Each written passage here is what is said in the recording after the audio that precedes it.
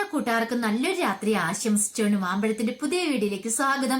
നമുക്ക് നേരെ ഗീതുവിന്റെ ഗോവിന്ദന്റെ നാളത്തെ നല്ലൊരു പ്രമോ വിശേഷം കണ്ടാലോ. നാളത്തെ പ്രമോ വിശേഷം നമ്മൾ എല്ലാവരും ഇത്രയും കാലം കാണാൻ കാത്തിരുന്ന കുറച്ച് നല്ല വിശേഷങ്ങളാണ്. അമ്മയുടെ സ്നേഹവും അങ്ങനെ രഞ്ജി തിരിച്ചറിയുവാണ്. വിജയലക്ഷ്മിയുടെ അരികിലേക്ക് രഞ്ജി തിരികെ എത്തും. അതോടൊപ്പം തന്നെ ധ്യാൻ കാനഡയിൽ നിന്ന് എത്തുവാണ്. അപ്പൊ ധ്യാനം വന്നു കഴിയുമ്പോൾ ഗോവിന്ദൻ ഒരിക്കലും പ്രതീക്ഷിക്കാത്ത കാര്യങ്ങളൊക്കെയാണ് നടക്കണേ.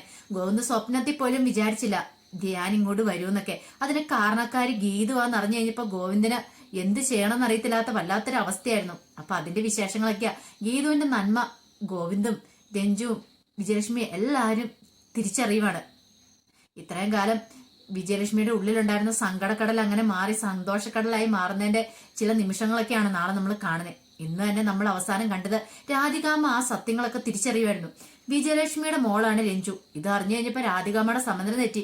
രാധികാമ്മയ്ക്ക് എന്ത് ചെയ്യണമെന്ന് അറിയത്തില്ലായിരുന്നു. ഒരുപക്ഷെ ഗോവിന്ദും ഗീതും എല്ലാരും കൂടെ ചേർന്ന് തന്നെ വഞ്ചിച്ചുകൊണ്ടിരിക്കുമായിരിക്കും. അവരൊരുമിച്ചാണ് ഹോസ്പിറ്റലിൽ രഞ്ജുവിന്റെ അടുത്ത് ഉണ്ടായിരുന്നെങ്കിൽ അതിനർത്ഥം എന്താണ്? തന്നെ അവര് പറ്റിച്ചുകൊണ്ടിരിക്കുവന്നല്ലേ. ഇതങ്ങനെ വെറുതെ വിട്ടിട്ട് കാര്യമില്ല. സുവർണയോട് പറഞ്ഞിട്ടുണ്ട് ഡീറ്റെയിൽസ് ഒക്കെ കളക്ട് ചെയ്യാനായിട്ട്. എത്രയും പെട്ടെന്ന് അവളെ കുറിച്ചുള്ള ഡീറ്റെയിൽസ് കിട്ടും. അങ്ങനെ എന്തെങ്കിലും ആണെങ്കിൽ ഒരു കാരണവശാലും അവളെ ഈ അറക്കൽ വീട്ടിലേക്ക് ഇനി തിരിച്ചു കയറ്റിക്കൂടാ. രഞ്ജുവിനെ അവളെ ഇല്ലാതാക്കാനുള്ള പരിപാടികൾ നടത്തണം.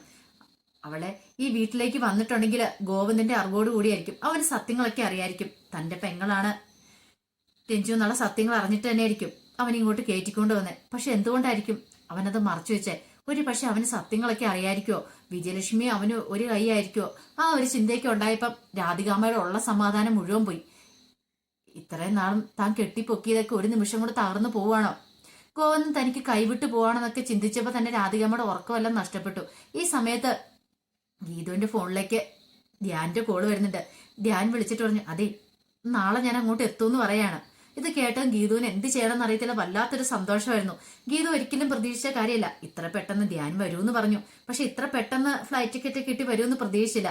ഈ സമയത്ത് തന്നെ ധ്യാൻ വരുവാണെങ്കിൽ അത് നല്ല കാര്യമാണ്. വിജയലക്ഷ്മി അമ്മയുടെ അടുത്തേക്ക് കൊണ്ടുവരുവാണെങ്കിൽ ധ്യാനെ എത്തിക്കുവാണെങ്കിൽ രഞ്ജു അങ്ങോട്ട് വന്നോളും. പിന്നീട് രഞ്ജു അവിടെ എത്തിയിട്ടുണ്ടെങ്കിൽ പിന്നെ വിജയലക്ഷ്മി അമ്മയ്ക്ക് തന്നോട് അവരുടെ രഹസ്യങ്ങളെല്ലാം തുറന്നു പറയേണ്ടതായിട്ട് വരും. അപ്പൊ അതെന്തൊക്കെയാണെന്ന് അറിയത്തില്ല. അപ്പൊ അതിനെല്ലാം ഒരു അവസാനം ഉണ്ടാകാൻ പോവാണ്. ഇതൊക്കെ ഓർത്തപ്പോ ഗീതുവിന് വല്ലാത്ത സന്തോഷമാണ്.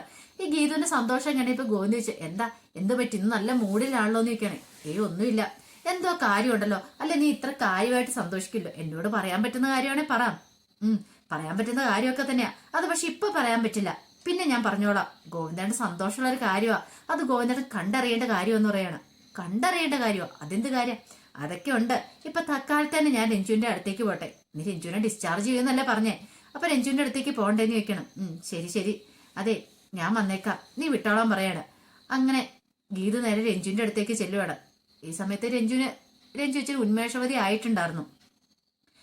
രഞ്ജു പറഞ്ഞു, അതെ എനിക്ക് ഈ ഹോസ്പിറ്റലിൽ നീ അടുത്ത കാലത്ത് എങ്ങാനും പോകാൻ പറ്റുമെന്ന് ചോദിക്കാം. അതിനെന്താ പോകാലോ, ഡോക്ടറോട് സംസാരിച്ചിട്ടുണ്ട്. ഇപ്പൊ വലിയ കുഴപ്പമൊന്നുമില്ലെന്നാ പറഞ്ഞേ. ഉടനെ എന്നെ ഡിസ്ചാർജ് ആവുമെന്ന് പറയാം. എങ്ങനെയെങ്കിലും എനിക്കൊന്ന് പോയാൽ മതിയായിരുന്നു. ഇവിടുന്ന് പോയാൽ എനിക്കൊരു സമാധാനം കിട്ടുള്ളൂന്ന് പറയാം. അല്ല എങ്ങോട്ടാ നീ അറക്കൽ വീട്ടിലേക്കാണോന്ന് ചോദിക്കുക. അറക്കൽ വീട്ടിലേക്ക് എനിക്ക് വരാൻ ഒരു താല്പര്യമില്ല. അതെ അറക്കൽ വീട്ടിലേക്ക് അല്ലെങ്കിൽ നിന്നെ കൊണ്ടുപോകാൻ എനിക്കും താല്പര്യമില്ല. അറിയാലോ അവിടെ രാധികാമയും വരണേട്ടനൊക്കെ ഉണ്ട്. അവരിനി എന്തും ചെയ്യാൻ മടിക്കില്ല. ഒരു പക്ഷെ നിന്നെ ഇല്ലാതാക്കാൻ ശ്രമിക്കും. അതുകൊണ്ട് നിന്നെ അങ്ങോട്ട് കൊണ്ടുപോയിട്ട് എനിക്ക് യാതൊരു ഉദ്ദേശമില്ലെന്ന് പറയാം. അല്ല പിന്നെ എന്നെ എങ്ങോട്ട് കൊണ്ടുപോകാനാ ഉദ്ദേശിച്ചിരിക്കുന്നത്? അതൊക്കെ ഞാൻ പറയാം. ആദ്യം ഇവിടുന്ന് ഡിസ്ചാർജ് ആകട്ടെ, പിന്നീടല്ലേ ബാക്കിയുള്ള കാര്യം എന്ന് പറയാം. പിന്നീട് രഞ്ജു നേരെ വിജയലക്ഷ്മിയുടെ അടുത്തേക്കാ ചെല്ലുന്നേ. വിജയലക്ഷ്മിയുടെ അടുത്ത് ചെന്നപ്പോ വിജയലക്ഷ്മി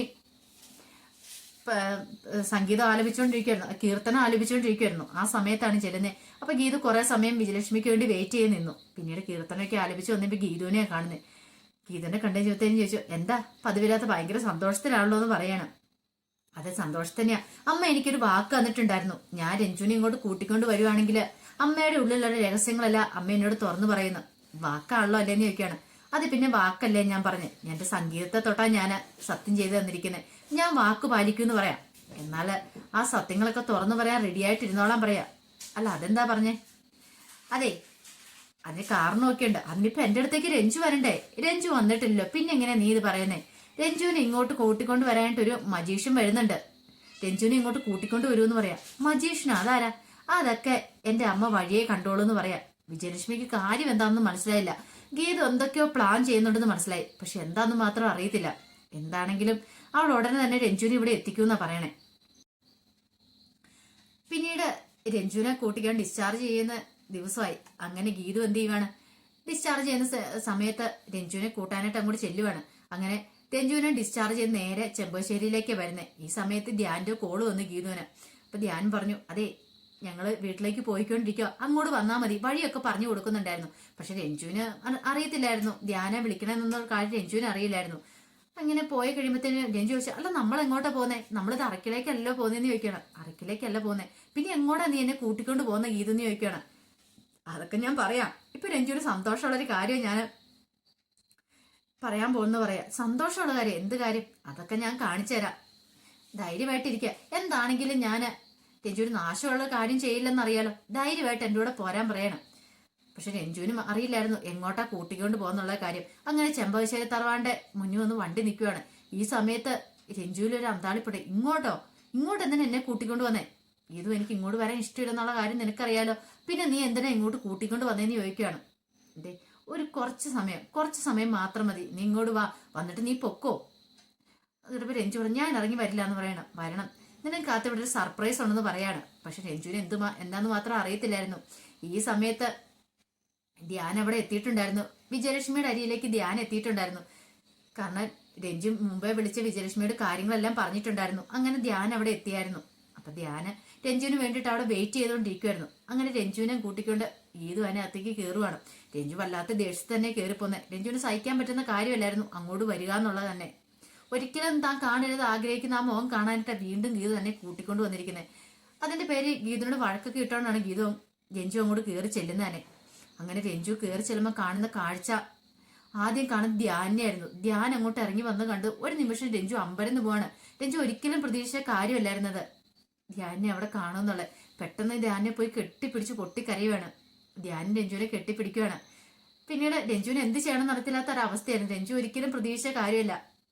പിന്നീടാണ് രഞ്ജു സത്യങ്ങളൊക്കെ അറിയണേ, ഗീതുവാണ് വിളിച്ചു വരുത്തിയെന്നൊക്കെ. അങ്ങനെ ഗീതു മാത്രമല്ല, ഗീതുവിനോടൊപ്പം തന്റെ അമ്മയും കൂടെ ഉണ്ടായിരുന്നു. അമ്മയും കൂടെ ചേർന്നിട്ടാണ് ധ്യാനെ ഇങ്ങോട്ട് വിളിച്ചു വരുത്തിയെന്നൊക്കെ ഗീതു പറയാം. എല്ലാം കേട്ട് കഴിഞ്ഞപ്പോൾ രഞ്ജുവിന് ഭയങ്കര സന്തോഷമായി. പിന്നീട് വിജയലക്ഷ്മിയുടെ അടുത്തേക്ക് ചെല്ലുന്നുണ്ട് രഞ്ജു. വിജയലക്ഷ്മിനെ കെട്ടിപ്പിടിച്ച് പൊട്ടിക്കരയുകയാണ്. അങ്ങനെ ഇത്രയും കാലത്തെ വിജയലക്ഷ്മിയുടെ ആഗ്രഹങ്ങളൊക്കെ സഫലമാവുകയാണ്. തന്റെ മോളെ തനിക്ക് തിരിച്ചു കിട്ടിയെന്ന് വിജയലക്ഷ്മിക്ക് മനസ്സിലായി. ധ്യാൻ വന്നതോടുകൂടി രഞ്ജുവിന്റെ ഉള്ളിലെ ആ കടല് പോലെ ഇറങ്ങിയ സങ്കടങ്ങളെല്ലാം അങ്ങനെ മാറുവാണ്. വിജയലക്ഷ്മിയോടുള്ള ദേഷ്യമൊക്കെ അലിഞ്ഞില്ലാതാവുകയാണ്. അപ്പൊ ഇതെല്ലാം കണ്ടു കഴിഞ്ഞപ്പം ഭയങ്കര സന്തോഷമായി ഗീതുവിന് എന്തെന്നില്ലാത്ത സന്തോഷം. കാരണം കുറെ കാലത്തിന് ശേഷമാണ് ഇങ്ങനെ മനസ്സിനൊരു സന്തോഷം കിട്ടുന്ന കാര്യങ്ങൾ ചെയ്യുന്നത്. രഞ്ജു തിരികെ ജീവിതത്തിലേക്ക് വന്നെന്നറിഞ്ഞപ്പോഴും പിന്നീട് ഇപ്പോഴും രഞ്ജുവിന് ചെയ്ത് സന്തോഷം കണ്ടു കഴിഞ്ഞപ്പോഴും ഗീതുവിനും എന്തെന്നില്ലാത്ത സന്തോഷം തന്നെയായിരുന്നു. പിന്നീട് ഗോവിന്ദനെ വിളിക്കുന്നുണ്ട് രഞ്ജു വിളിച്ചിട്ട് ധ്യാനിനെ കുറിച്ചുള്ള കാര്യങ്ങളെല്ലാം പറയുക. ഇത് കേട്ട് കഴിഞ്ഞപ്പോൾ ഗോവിന്ദ് ഒരു നിമിഷം അമ്പരന്ന് പോയി. ഗോവിന്ദ് ഒരിക്കലും പ്രതീക്ഷിച്ചിരുന്ന കാര്യമല്ലായിരുന്നു ഇത്. അങ്ങനെ ഫോൺ വെച്ച് കഴിയുമ്പോഴത്തേനും ഗോവിന്ദൻ എന്ത് ചെയ്യണമെന്ന് അറിയത്തില്ല. ഗോവിന്ദന് മനസ്സിലായി ഗീതുവിന്റെ മനസ്സിലെ നന്മ എത്രയാന്ന്. താൻ മനസ്സിൽ കരുതുന്ന സമയത്ത് ഗീതു അതിനു മുമ്പേ എറിഞ്ഞിരിക്കുന്നു. ധ്യാനിനെ വിളിച്ച് ധ്യാനി ഇവിടെ കൊണ്ടുവരണമെങ്കിൽ അവൾ എത്രമാത്രം റിസ്ക് എടുത്ത് കാണും. തനിക്കും രഞ്ജുവിനും ഒക്കെ വേണ്ടിയിട്ട് അവരെ ഒന്നിപ്പിക്കാൻ വേണ്ടി എത്രമാത്രം റിസ്ക് എടുത്ത് കാണുമെന്ന് അറിഞ്ഞപ്പോൾ തന്നെ ഗോവിന്ദന് സഹിച്ചില്ല. താൻ അവളെ ഇതിനു മുമ്പ് സംശയിച്ചല്ലോ, രാധികാമ്മയുടെ പേര് പറഞ്ഞ് എത്രമാത്രം താൻ അവളെ കുത്തി നോവിച്ചിട്ടുണ്ട്. അതൊക്കെ ഓർത്ത് കഴിഞ്ഞപ്പോൾ ഗോവിന്ദനും വല്ലാത്ത സങ്കടമായിട്ടുണ്ടായിരുന്നു. എന്നാലും ഗോവിന്ദന് സന്തോഷം ഉണ്ടായിരുന്നു. ഗീതുവിന്റെ വിജയം എന്ന് പറഞ്ഞിട്ടുണ്ടെങ്കിൽ ആ തന്റെ വിജയം കൂടെയാണ്. ഇവിടെ ഗീതു മാത്രമല്ല വിജയിച്ചിരിക്കുന്നത്, താനും കൂടെയാണ് വിജയിച്ചതെന്ന് അറിഞ്ഞു കഴിഞ്ഞപ്പോൾ ഗോവിന്ദന് സഹിക്കാൻ പറ്റുന്നുണ്ടായിരുന്നില്ല. ഈ സമയത്തെല്ലാം രാധികാമ്മ നല്ല കട്ടക്കലിപ്പ് തന്നെയായിരുന്നു. അങ്ങനെ രാധികാമ്മ സുവർണനെ ഒരു കാര്യം പറഞ്ഞ് ഏൽപ്പിച്ചിട്ടുണ്ടായിരുന്നു. എത്രയും പെട്ടെന്ന് രഞ്ജുവിനെ കുറിച്ചുള്ള ഡീറ്റെയിൽസ്, രഞ്ജുവിനെ മാത്രമല്ല ഗോവിന്ദ് ഗീതുവും തമ്മിലുള്ള ബന്ധം എന്ന് പറഞ്ഞിട്ടുണ്ടെങ്കിൽ നിസ്സാര കാര്യമല്ല. അവർ ഹോസ്പിറ്റലിൽ പോയിട്ട് അവരെന്തേലും പുതിയ പ്ലാനുകളൊക്കെ തയ്യാറാക്കിയിട്ടുണ്ടായിരുന്നോ, അവിടെ വിജയലക്ഷ്മി ഇവരെല്ലാവരും കൂടെ ഒന്നിച്ചായിരുന്നോ, അതിനെക്കുറിച്ചൊക്കെ അറിയാനായിട്ട് സുവർണനെ ഏൽപ്പിച്ചിട്ടുണ്ടായിരുന്നു. അപ്പൊ അതിന്റെ ഡീറ്റെയിൽസ് ഒക്കെ അറിഞ്ഞിട്ട് സുവർണ രാധികാമ്മയുടെ ആ കാര്യങ്ങളെല്ലാം വിളിച്ചു പറയുമ്പോൾ രാധികാമ്മ ഇതെല്ലാം കേട്ട് ഞെട്ടിത്തെരിച്ച് നിൽക്കുവാണ്. അപ്പൊ അതിന്റെ വിശേഷങ്ങളാണ് നാളെ നമ്മൾ കാണാൻ പോകുന്നത്. ആ വിശേഷങ്ങൾക്കായി നമുക്ക് എല്ലാവർക്കും കാത്തിരിക്കാം കേട്ടോ. ഒരിക്കൽ കൂടി എല്ലാവർക്കും നല്ലൊരു രാത്രി ആശംസിച്ചു നിർത്തുന്നു. നന്ദി.